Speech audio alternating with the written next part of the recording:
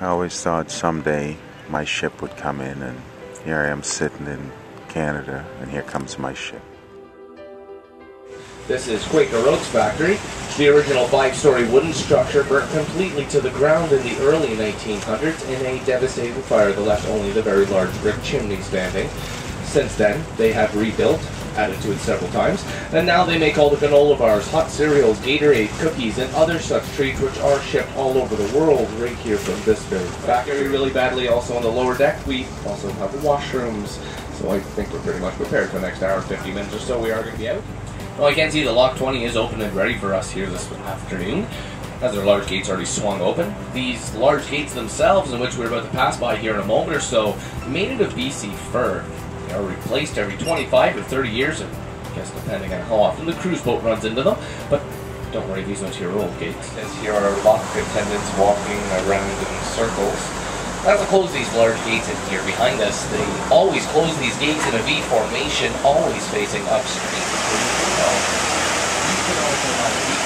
See the lock being flooded. It's the first time I've been in this type of system, sort of like going through the Panama Canal, except here it's only about $20 a person. It's the level where we can pass from one area of the lake to the process of doing this tour. There's a bridge up ahead that's also has to be opened by the workers here that just open and close the locks behind and in front. We have now all risen a total of 4 meters or 12 feet from the lake that we started in to the point of the canal we are going to travel right now. This track nowadays being Quaker Oats, as they do bring in most of their grain products in through rail truck, as they export some 27,000 bushels of material every second. It would take them about 15 or 20 minutes to open and close this bridge. Nowadays we can see they kind of stand off to the side and yet let the 5-horse electric engine do the traveling up and down the canal system here. This canal is always nice and smooth.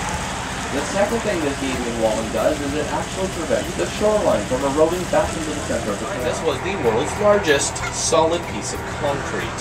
You see, there were no structures anywhere in the world as large as this, made entirely of concrete. They're both resting on very large black cylinders. These large black cylinders then beneath them are connected to test wells that go some 80 feet into the core. It's going to push a button that opens up the crossover valve. And the chamber weight there is going to come down, making the chamber on the ground rise up 65 feet or 19.8 meters. Those barred windows, that's the Peterborough jail. But maybe it's not the jail, but it looks like a jail.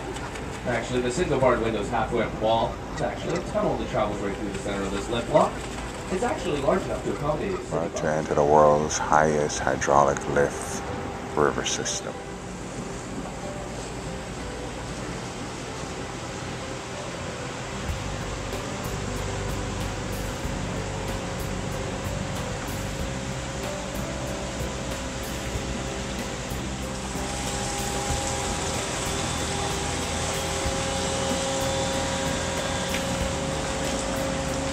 This large gate should be coming up into the water here behind us, and as it does, I can explain how this works. In the air, it has 8 feet of water inside it.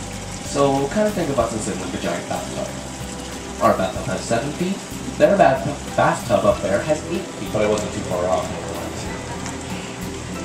Now that was Johnny up there in the tower, as you can tell by the voice. Johnny's the guy that's got his finger on the button that's going to skyrocket us into the air, 65 feet in about 2 minutes. So it's not quite possible. We need to move very slowly. Oh, what an awesome feeling. You can see the lift is starting to go up. It's going to be about 65 feet in the air. We're sort of in a self-contained, I don't know, mechanism or something that has about 7 or 8 feet of water in it. Again, it's slowly being lifted up 65 feet. The world's highest hydraulic lift system.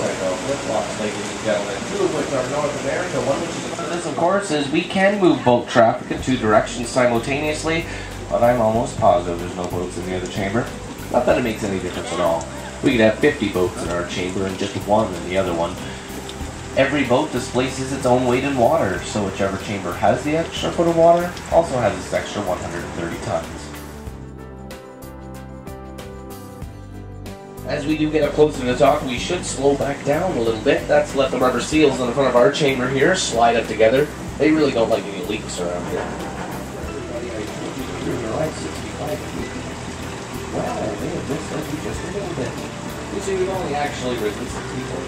We're now 65 feet up in the air. Down below us, you can see the canal that we were just on a few minutes ago, and just been risen again 65 feet up in the air. Very cool experience. This is the Blue Bridge and the High Bridge. For on hot and warm summer days, they're usually down here, jumping off the top of it. Continue on up the canal a little bit, we would reach the spot of the canal where Trent University owns both sides. They travel from there, eventually topping the system off in Balsam Lake. Now, Balsam Lake is the highest freshwater lake in the world that is above sea level that you can navigate to by boat, that is. For about 10 cents an hour. He put in a 10-hour day, so you could roughly say he made about $1 a day.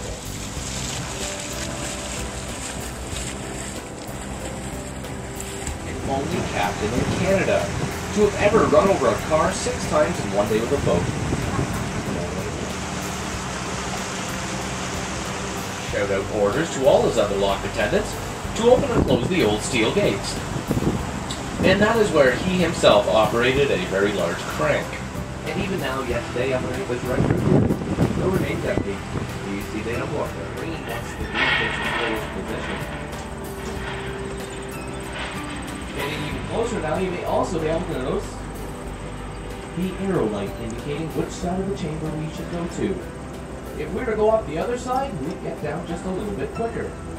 Here, once we go by the green light, you can look through the tinted glass windows, see the control panel runs this entire lock, and also the lift lock mascot, Trent, as he lays there in his favorite position. I think they just stuffed him last year.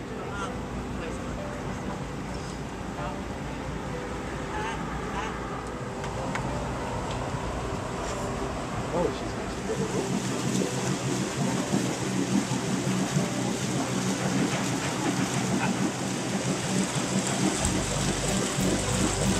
as the chamber does come by us again one more time, we may be able to notice how far we're actually overhanging inside of this chamber. All this perfectly balanced on these very large black tails.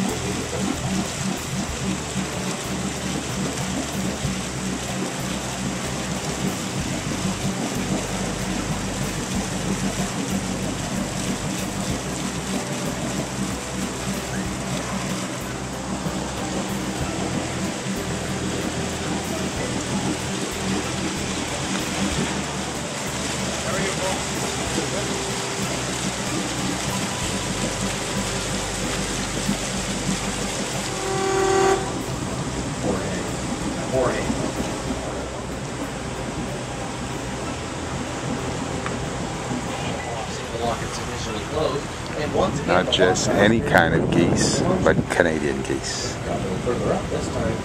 Which interesting, they're not named that way because of Canada. They start to winterize this part of the canal. The city of Peterborough takes over management of the ice surface, and this becomes a skating rink from the bridge in front of us all the way back to the lift locks. Now they do accommodate for this very well also. They have lights on either side of the canal to illuminate the ice surface, so we can skate there to the wee hours of the morning all winter long.